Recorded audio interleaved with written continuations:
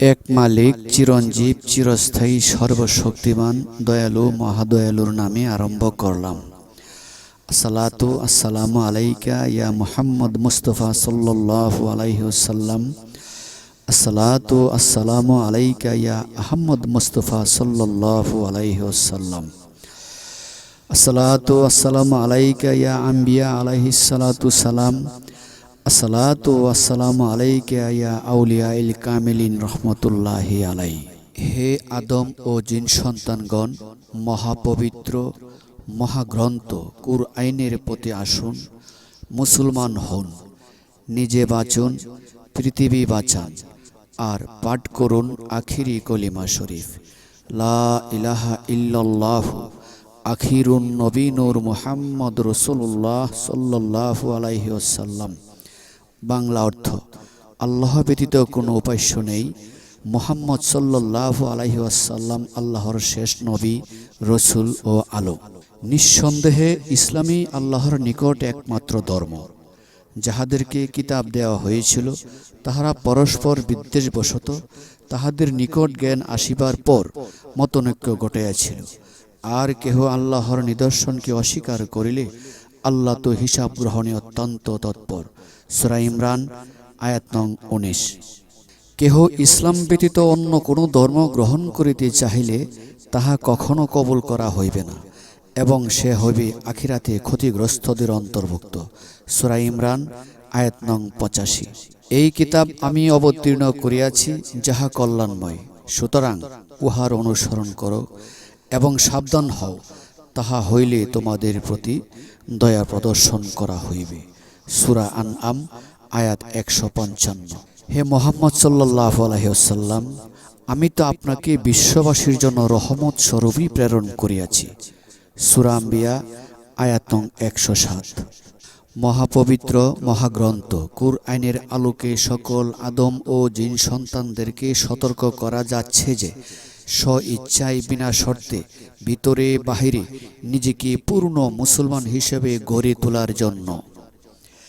যে সকল মুসলমানগণ মহাপবিত্র মহাগ্রন্থ কুরআনের আলো হইতে বিচ্ছিন্ন হইয়াছেন, তাহারা স্ব ইচ্ছায় বিনা শর্তে আল্লাহর নিকট ক্ষমা চেয়ে দ্রুত মহাপবিত্র মহাগ্রন্থ কুরআনের আলোতে প্রবেশ করুন এবং অন্যকে বিনামূল্যে শিক্ষাদানে উৎসাহিত করুন।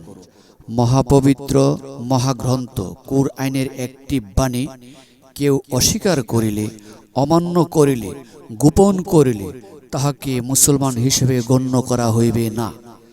হে আদম ও জিন সন্তানগণ, আপনারা যাহারা মহাপবিত্র মহাগ্রন্থ কুরআনকে নিয়ে ছলনা করছেন, ষড়যন্ত্র করছেন, তাহারা দ্রুত সতর্ক হন।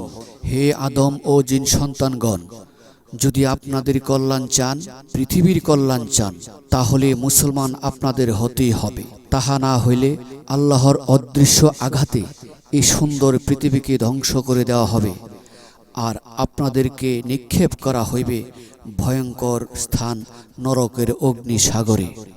নিজ নিজ মাতৃভাষায় মহাপবিত্র মহাগ্রন্থ কুরআন পাঠ করাই আল্লাহর উপদেশ।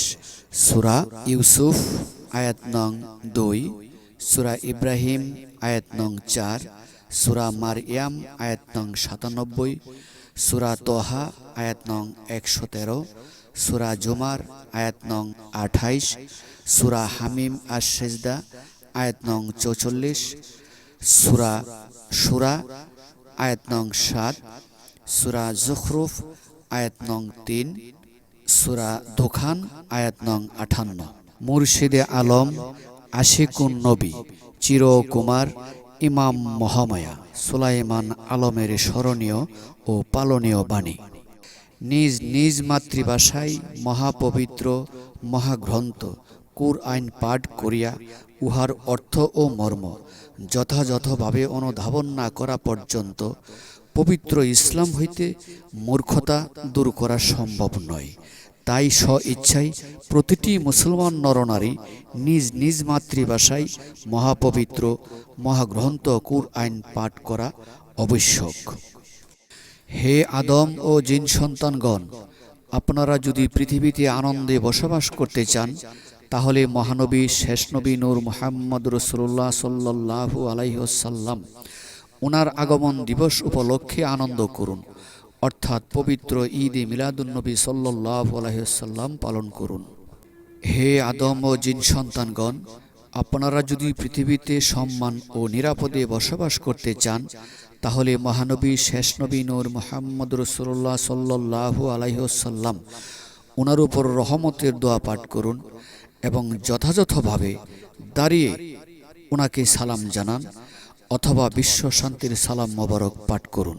হে আদম ও জিন সন্তানগণ, আপনারা মহানবী শেষ নবী নূর মুহাম্মদ রাসূলুল্লাহ সাল্লাল্লাহু আলাইহি ওয়াসাল্লাম ওনার আওলাদ বা বংশ দাবি করিবেন না, উহা চরম বেয়াদবি।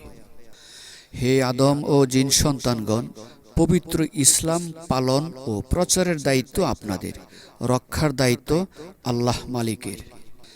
হে আদম ও জিন সন্তানগণ, মনে রাখবেন পৃথিবীর কল্ব মক্কার পবিত্র কাবা শরীফ ব্যতীত দ্বিতীয় কোনো কাবা শরীফ নেই।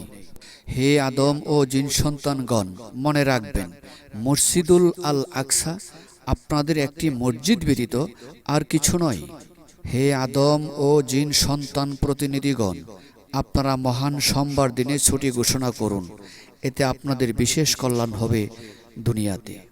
হে আদম ও জিন সন্তানগণ, আপনারা চিরকুমার ব্যতীত নিজেকে পীর, মুর্শিদ, গুরু দাবি করিবেন না। হে আদম ও জিন সন্তানগণ, উল্লিখিত শর্তে সতর্ক হন, নয়তোবা ধ্বংসের জন্য প্রস্তুত হন।